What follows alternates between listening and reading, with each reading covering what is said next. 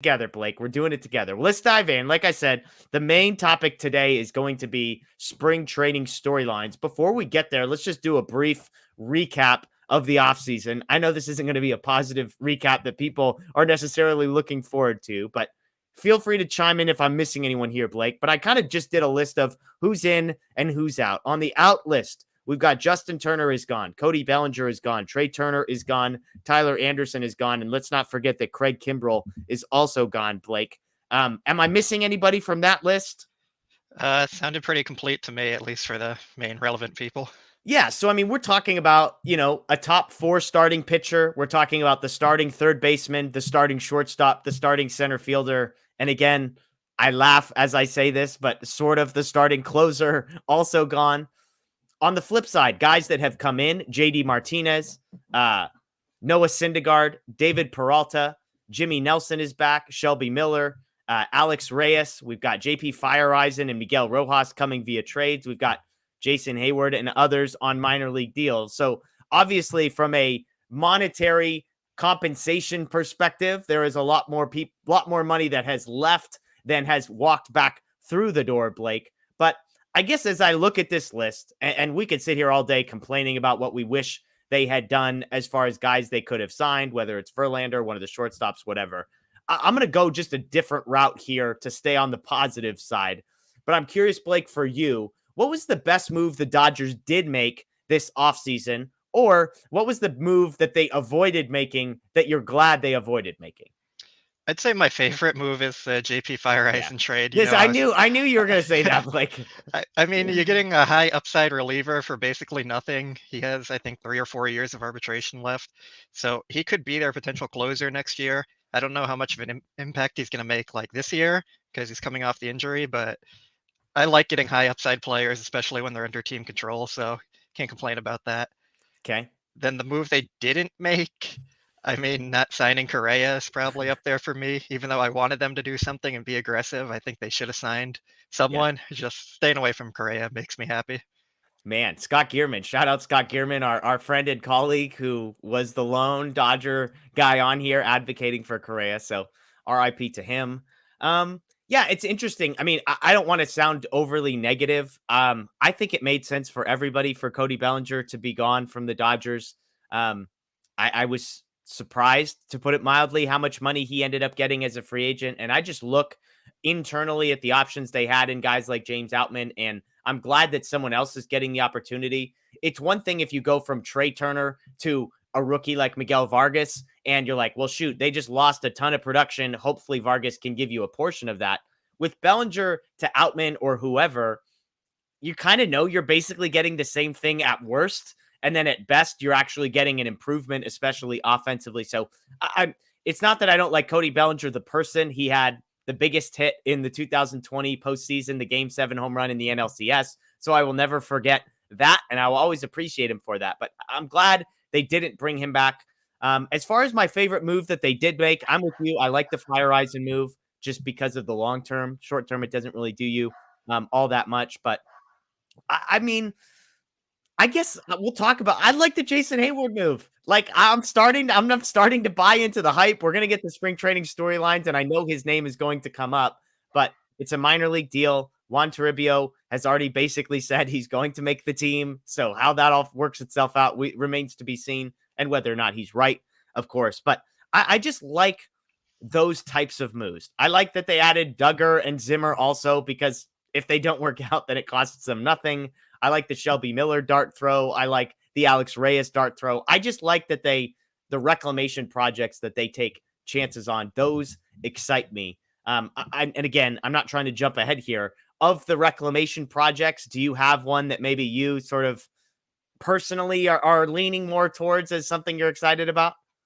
I mean, the Fireeisen, if you count him, and Alex Reyes, because I like those high upside relievers, but I'm not entirely optimistic like everyone else about Hayward and Zimmer. So, okay, well, you'll be down there Friday. I'm expecting next Monday. I fly into town. Blake's got a Jason Hayward jersey on. He's just all in on the swing change, the stance change. Blake is in on it. So let's get to kind of the bulk of this show. This is meant to be a spring training preview. And so I'm just going to use the same bit I've used before. If you're a Lakers fan and you follow us over at Lakers Nation, I hosted our podcast earlier this week talking about second half storylines, and we did the same thing. We're going to do a draft. I love drafts of all kinds and shapes and sizes. And so what this is I've asked Blake to write down, I think I said 6 to 8 of the top storylines in Dodgers camp this spring. We joked beforehand. Both of us have lists far longer than was expected. I think you said yours is at 9, mine's at 11. So we'll alternate. You get first pick in the draft of spring training storylines. We'll bounce it around, and then we'll move on to my pick and go back and forth. So Blake, start us off. When it comes to spring training storylines, what is the biggest one in your mind? Yeah, so just kind of what we were talking about right here. Who's going to start in center field? Okay. Like, is it going to be Hayward? Is it going to be Outman? I know Dave Roberts said Chris Taylor is going to be part of that mix, but that's probably going to come versus left-handers more, and you're going to see more right-handers. So the person he's platooning with is going to see the majority of starts, and they have a few options there. I'm not entirely confident in any of them except maybe Outman, but even he's a question mark. So that's what I'm most interested in seeing.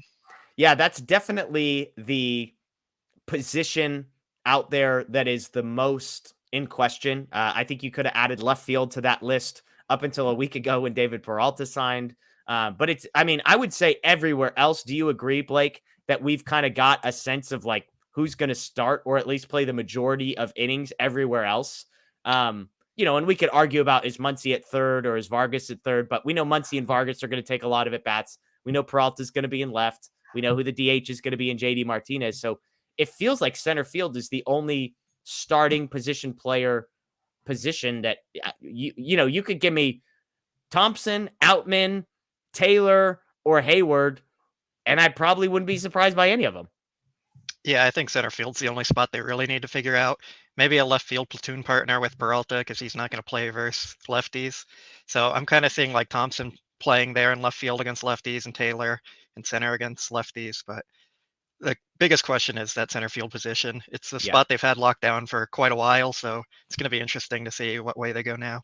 Yeah. So number one on my list, I'll go to mine, was just kind of in general, the rookies and how they perform. To me, that's going to be the most interesting thing I'm excited to watch this spring. There's a lot of pressure on Miguel Vargas. This is a guy that was on just about every top 100 prospect list, and he was closer to 50 than he was to 100 in most of those.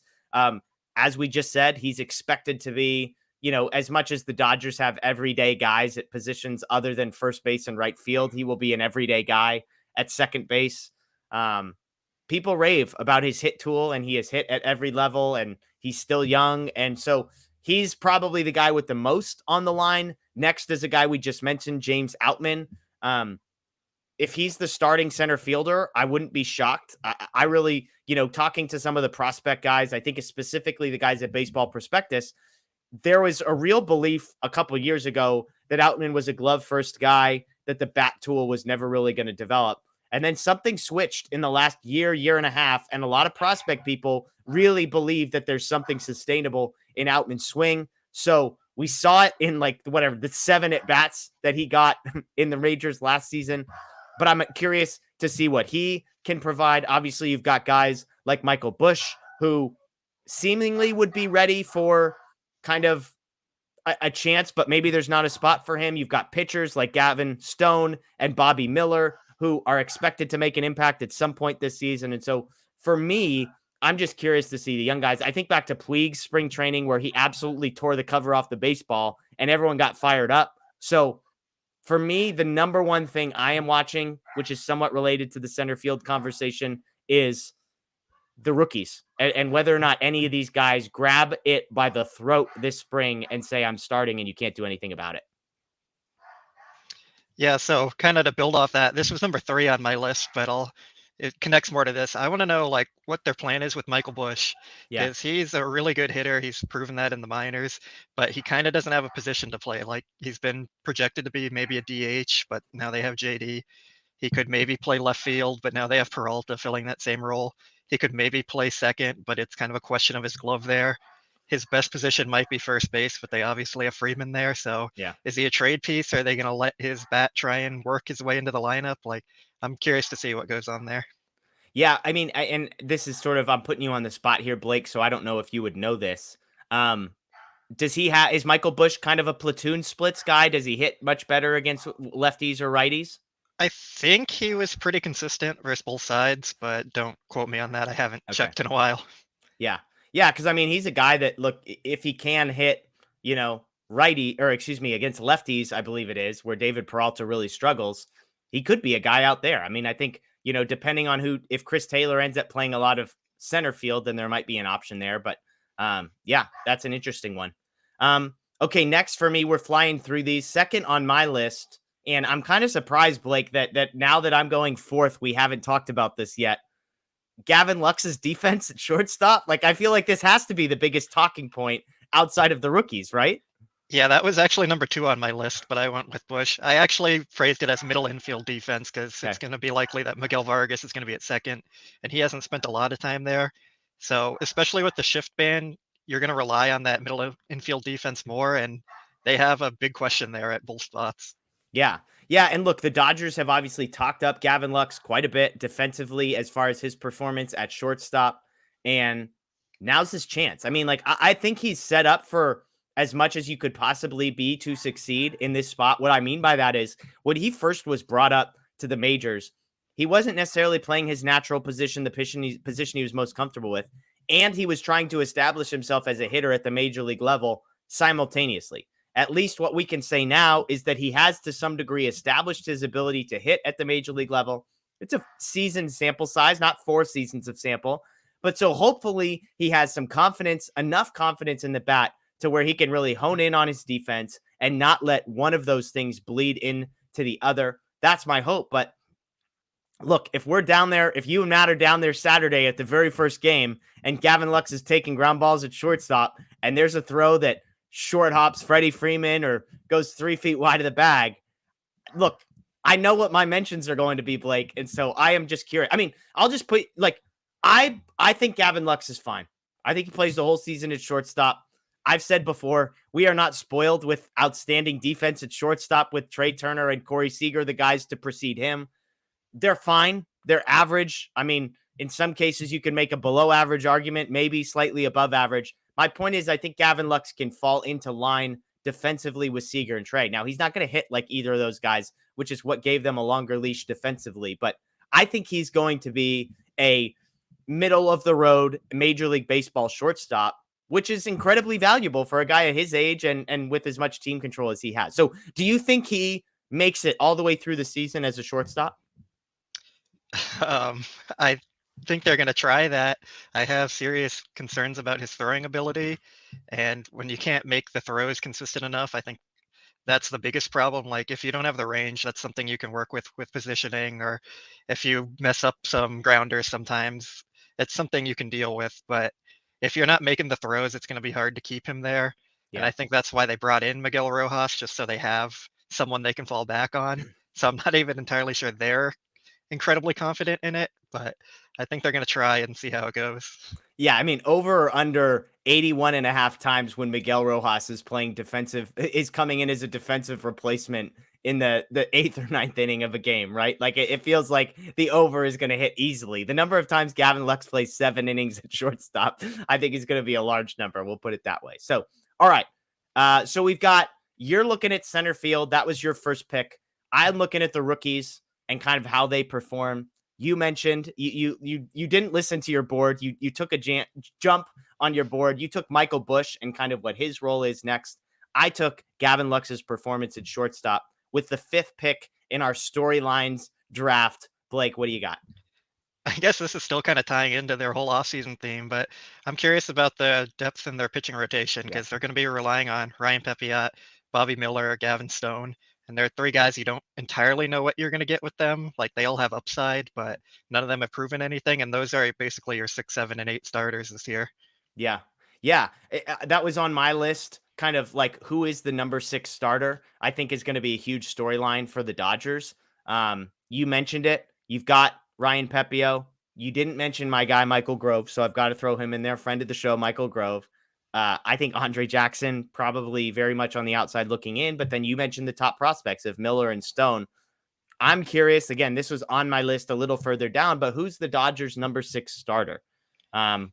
part of the reason I'm intrigued by that is because I wonder if they carry a sixth starter. We're going to talk about the bullpen at some point. I've got it on my list, but you only get 13 pitchers. So if you got 5 starters and you're keeping a sixth one or a long man in the bullpen, then it's only 7 relievers left. So I'm curious, when you look at that, Grove, Pepio, Jackson, Miller, Stone, I don't think either of us, I'm guessing, expect Miller or Stone to be in the major leagues to begin. But do you have a pick for kind of number 6 starter there? I would probably guess Ryan Pepia just because he has the experience, or maybe Michael Grove. I just think Grove doesn't have the same upside that Pepio has. And I also feel like Pepio is going to be best in the bullpen, and that's probably where he's going to end up eventually because he has some problems throwing strikes. So I would say just those guys based on the experience. But by the end of the year, it'd be Miller or Stone for sure. Do you think the Dodgers will end up carrying like one of either Pepio or Grove in the bullpen? Or do you think they kind of just stash them in AAA and call them up as needed? I think they'll probably try and keep them stretched out in AAA. They have a pretty deep bullpen already. Yeah. So it's going to be hard to carry everyone. So if you can keep them throwing 5 or 6 innings every time out instead of 2 or 3, that'd be beneficial to them down the line, probably. Yeah. Yeah, absolutely. I'll you know what? I was gonna stay on the pitching theme, but I gotta stay true to my board here, Blake. My third pick is still sitting here, and it's a annual tradition for Dodgers fans. Who's the 2023 reclamation project? Who's the future all-star that none of us are talking about or thinking about yet? I'm thinking about Yency Almonte and how good he was last year as kind of one of those types of projects. I mentioned Jason Hayward getting some buzz. Again, Juan Toribio of MLB.com basically saying Jason Hayward's going to make the roster this year. That plays into the center field conversation we had. You've got Bradley Zimmer and Steven Duggar, a couple guys that were they're both excellent defensively. They're both atrocious offensively, but can the Dodgers unlock something offensively?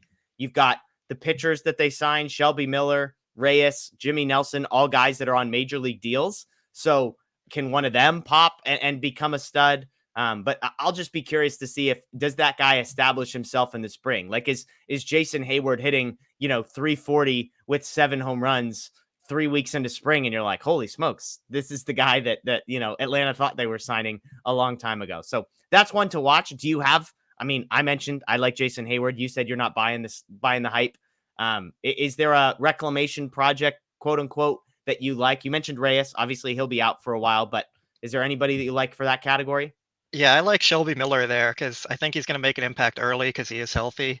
And the Dodgers targeted him really early. They went out and signed him quickly. They gave him a major league deal. Like when they show a lot of confidence in someone like that, it makes me more confident that the signing's going to work out.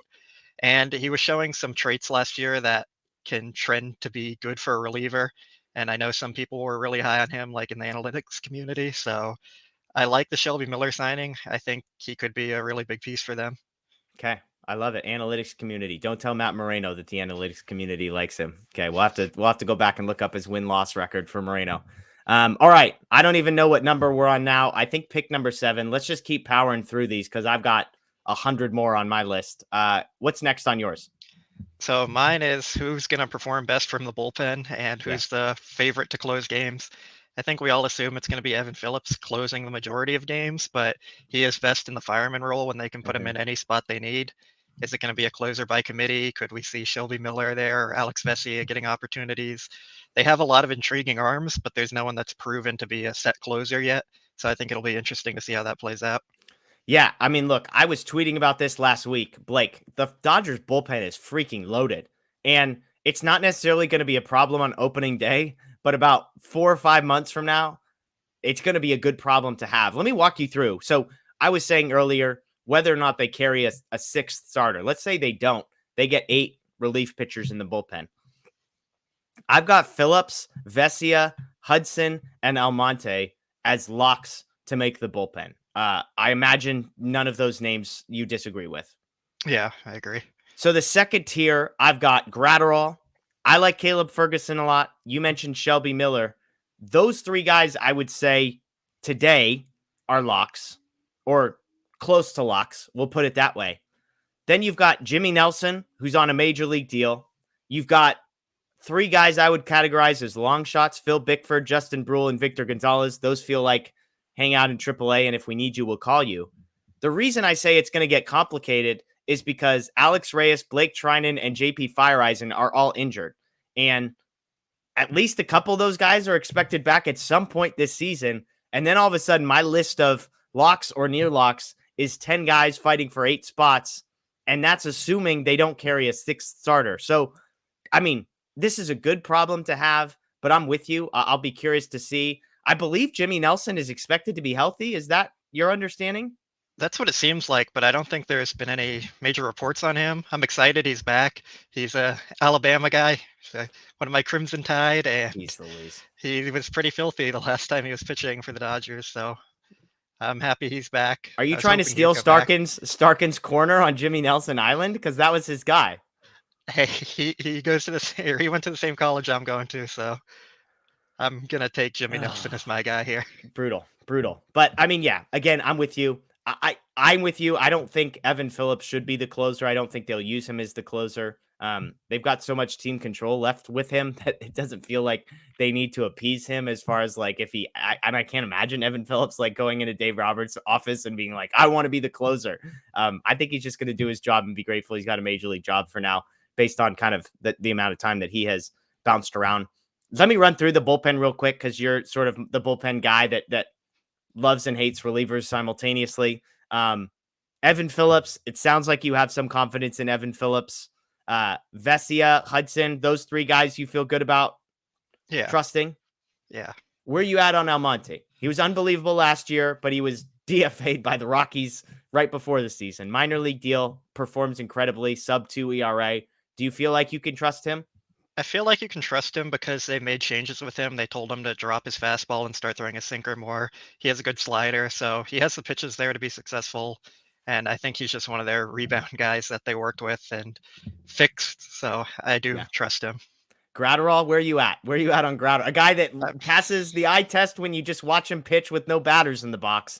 And yet for some reason, the strikeout numbers and really the ERA never really have materialized. Yeah, I kind of feel like he's just the middle reliever. I mean, we all love the 101 mile per hour sinker, but not getting strikeouts as a reliever is concerning. If he's a ground ball specialist for them, like great.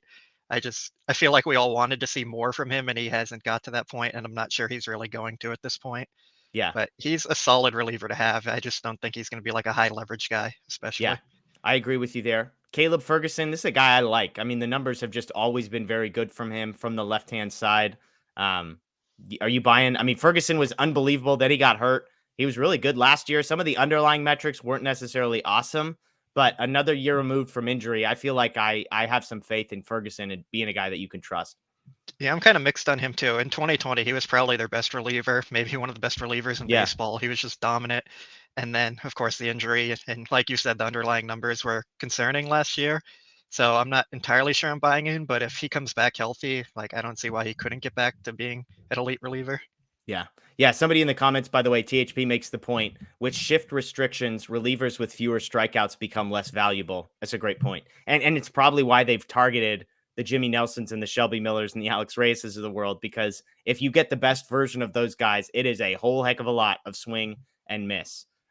We've mentioned Jimmy Nelson, some of the injured guys. I mean, Bickford, Brule, Gonzalez, Yeah, I mean, Victor Gonzalez might have the most upside there. Yeah. He was good, and I think it was 2020, and he just kind of fell off, and we'll see what he does. Relievers are volatile like that, so maybe he comes back, but I wouldn't count on it necessarily. Yeah, I'm with you. All right, my next pick in our spring training storylines draft, I think pick 8 is where we're at. I'm going to combine a couple of mine and just say the back half of the rotation. I'm looking at Gonzalez, I'm looking at May, and I'm looking at Syndergaard. Gonzalez and May, to me, like if this is a weird idea, but like if you were going to try and gauge the entire success of the upcoming season on the success of like a small number of players, I almost think Tony Gonzalez and Dustin May might be the 2 guys that I would choose. Like the Dodgers season will go the way that Dustin May and Tony Gonzalez seasons go. What I mean by that is they have the potential to make the Dodgers 1 through 4 one of the best pitching groups in all of Major League Baseball. Kershaw, Urias were both like top 10-ish pitchers in all of Major League Baseball last season. Tony Gonsolin had the best ERA among starters in the National League. You've got Dustin May, who has as high of a ceiling as literally any of the four guys that we just mentioned.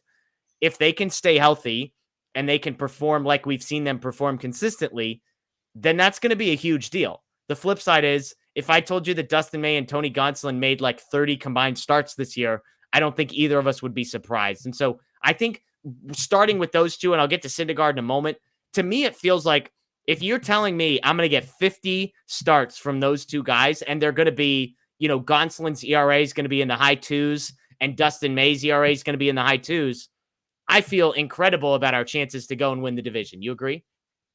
Yeah, I think that's fair. It's their whole pitching staff just feels like high risk, high reward. So I would say, yeah, the entire pitching staff is going to kind of base how their season's going to go.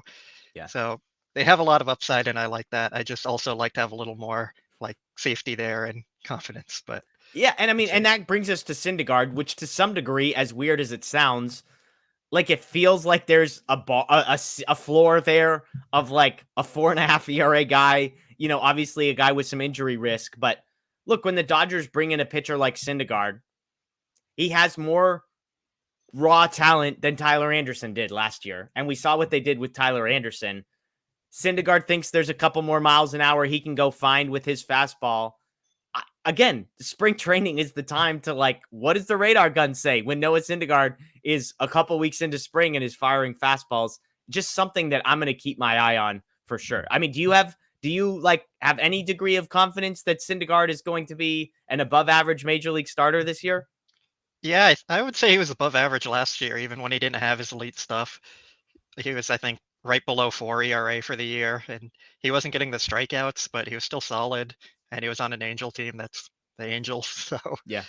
they don't develop pitchers very well. So being in a good environment, working with Mark Pryor, I think he can take another step forward and be at least above average. Yeah. All right. I've got, let's see, I've got 2 or 3 left on my list. Do you have anything left on your list, Blake? Yeah, I have a few here if we Go want to for keep it. going. All right, so I'm wondering how the pitch clock is going to affect pitchers and how it's going to make the pace of play feel for fans and just everyone involved. I know it's kind of a big change. They've been testing it in the minors, but major league pitchers are a little more picky about things and how many times are they going to be breaking the rule. I know they tried to enforce a timer before and it didn't really work out too well. So we'll see how that goes. Yeah, not on my list. The rule changes is a great one. They've obviously changed the rules around shifts. You've got to have 2 guys on either side of second base. They've got pizza boxes for bases now, according to some folks around the league. They're like 2 inches bigger, and everybody's freaking out like it's the world's greatest change. But yeah, it's I'll be curious to see how the rule changes are implemented. And for many of us, spring training is going to be the first time. So that's a great one. Next on my list, I saw somebody in the chat mention this one. Again, we appreciate the folks joining us live via YouTube, live via Twitter, Facebook, wherever you're joining us from. We appreciate it. Somebody mentioned this, but the World Baseball Classic's impact on the Dodgers. Obviously, the big news of the last week is that Clayton Kershaw will not be pitching for the United States. Me, Matt, and Daniel all did a show. All of us were pretty pumped that Kershaw was not going to be putting extra stress on his shoulder or his back in basically meaningless games. So, but the Dodgers do have a bunch of guys playing. Julio Urias and Austin Barnes both playing for Mexico. You've got Freddie Freeman playing for Canada. Mookie Betts and the janitor both playing for Team USA. Got a smile out of you. I knew I'd get that from you, Blake. I don't know. I mean, with position players, we're all kind of like, who cares? Whatever. It's not going to impact a guy like Julio. I mean, I don't love that we have guys playing in this tournament. I would honestly love if none of them were playing in it as a strictly Dodgers fan, but just curious to see, is there a major injury that comes out of the World Baseball Classic? It feels like there's always one, and I'm hoping it's not one of our guys.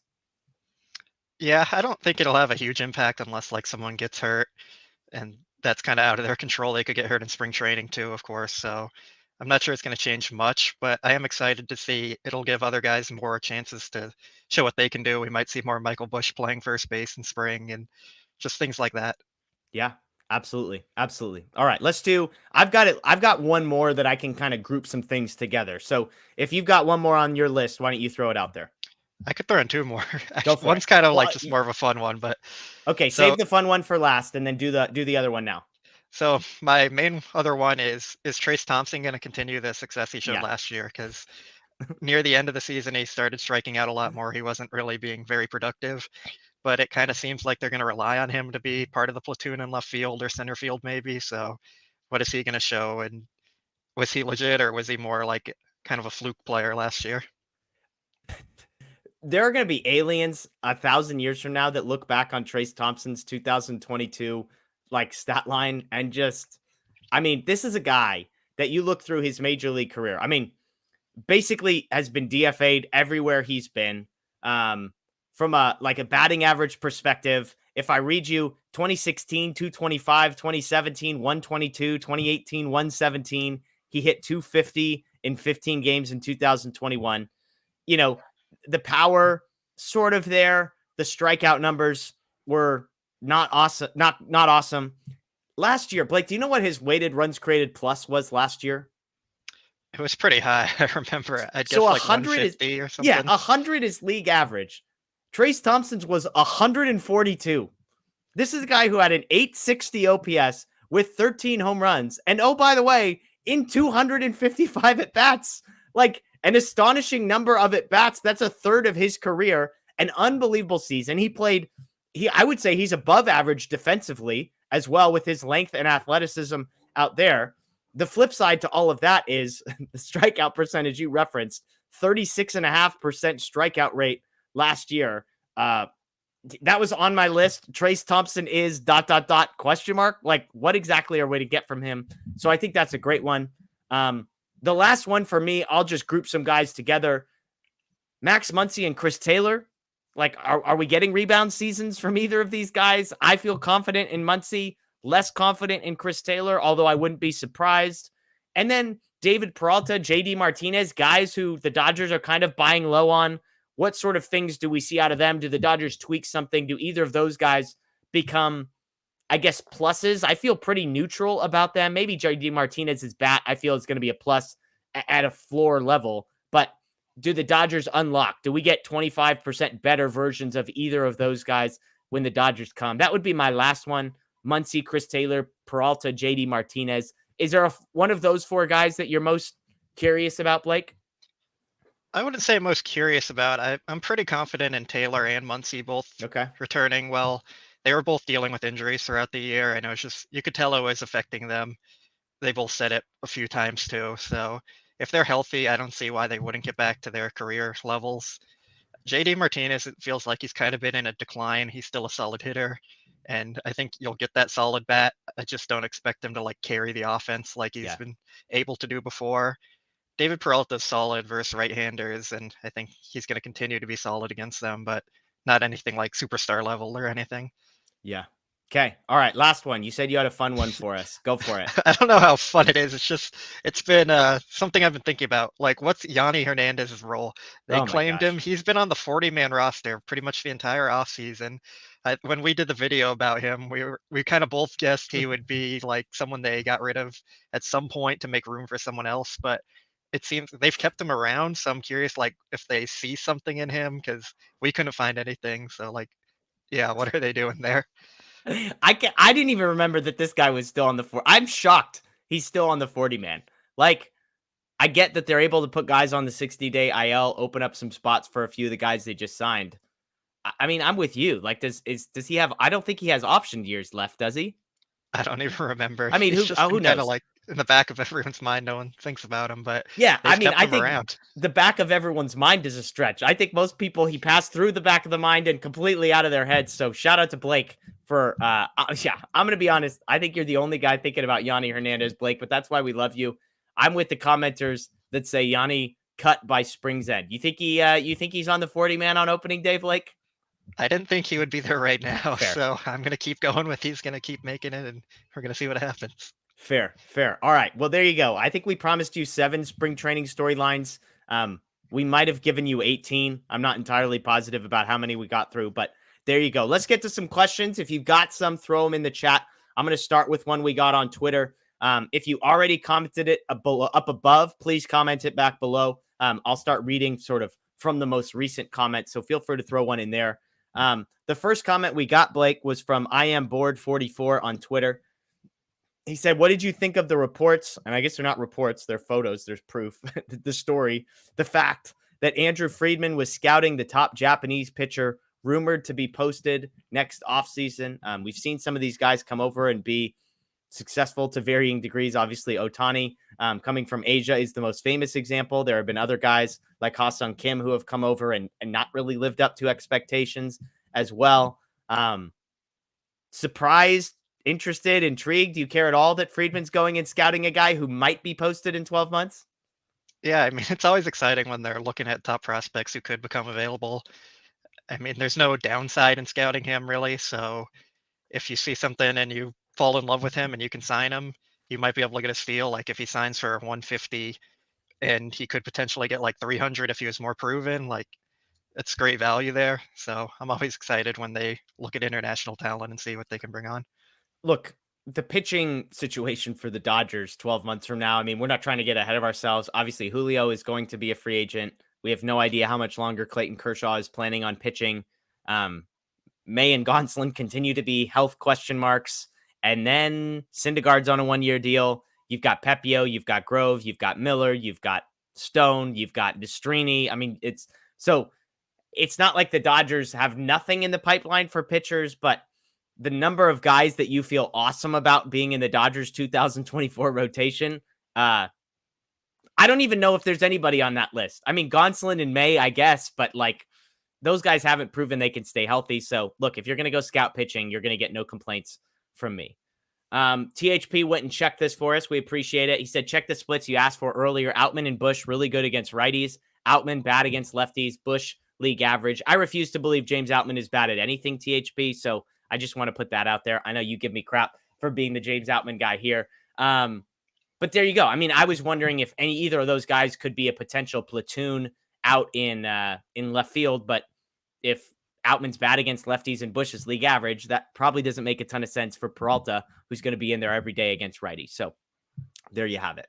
Taylor's try to figure out what Taylor's trends are is one thing, but he absolutely destroyed lefties in 2021. So I think he would kind of make the most sense as a platoon partner. But as we talked about at the beginning, how much center field he's playing remains to be seen. Michael Carrillo asks, Otani trade chips. Blake, your answer's not allowed to be everyone. Okay. So I just want to put that out there. Though. I know you were. So I'm nipping that one in the bud before we even get there. There's two ways to look at it, right? Like if you're the Dodgers, I would look at a guy like Michael Bush, who we've already mentioned, and say, hey, he's a high prospect, top 100 on some lists that probably doesn't have a perfect fit in Los Angeles. He's probably more valuable to other teams than he is to LA. That one makes the most sense.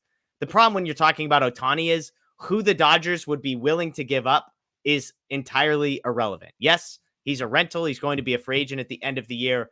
But if you want to go get Otani, even if it's for 1 year, I mean, this has got to be everybody's on the table, right? Yeah, I mean, I think one of the main problems here is the Angels' top prospect is Logan O'Hoppe. He's a catcher, and he's about major league ready. So if you're the Dodgers, it's hard to say here's Diego Cartaya because they already have that position filled. I mean, maybe you move Cartaya to DH or something or first base, but it's just not a clear fit there. So I'm guessing the Angels would probably ask about Bobby Miller. They'd probably ask about Pages again. They wanted him before. And that trade kind of fell apart because of Artie Moreno, thankfully. Yeah. Although, what was one of the guys there was an Angel who's actually really good now that the Dodgers, was it Taylor Ward? I think it was Taylor Ward and Luis Rengifo, and they're both good players now. So I don't even think the Dodgers would have lost that trade, but I'm sure people wouldn't have been happy giving up Pages. So and Jock, right? Pete Jock was the other guy that was, and maybe was it Stripling? Stripling, yeah. Yeah. So anyways, it's a hilarious trade to look back on because for the longest time, it was like, holy smokes, we almost gave up Pages for nothing. But then Taylor Ward breaks out and is really good. And you're like, I don't know, maybe 2 years later, we would have liked that trade. But yeah, I mean, the Cartaya piece is interesting because obviously the Dodgers have Will Smith. Dalton Rushing, the guy they just drafted, is like a top 50 prospect, according to some folks, which is absolutely hilarious. And so I'm not saying you want to give up Cartaya, but the problem with trading with the Angels, a team that their best prospect, most major league ready prospect, is a catcher, that's the position the Dodgers would probably most want to be trading out of, because to your point, they've got first base and they've got catcher locked down for the next 5 years, at least in Freddie Freeman and Will Smith. Obviously, Cartaya, when he gets up, can be a DH. They can get creative, I'm sure. But yeah, so that's an interesting point by you. I mean, would you gut the farm for Otani if it's, at the trade deadline, and if it's for like 3 months if the Dodgers are in the chase? No, because you could just sign him in the offseason, and I think they're the favorites too. But realistically, I kind of feel like the trade's going to end up looking like the Mookie trade, where you give up a major league ready young player and then 2 or 3 prospects to get Otani. Because when you're trading for Mookie, like, he's not as good of a player. He doesn't have the pitching ability. Yeah. But you're trading for a full year of Mookie as opposed to half a year of Otani. So I do think they're somewhat comparable. I think the Angels might ask about Gavin Lux because they don't really have a shortstop, and the Dodgers could plug in Miguel Rojas there. So that could be the interesting, like, Verdugo kind of piece to it.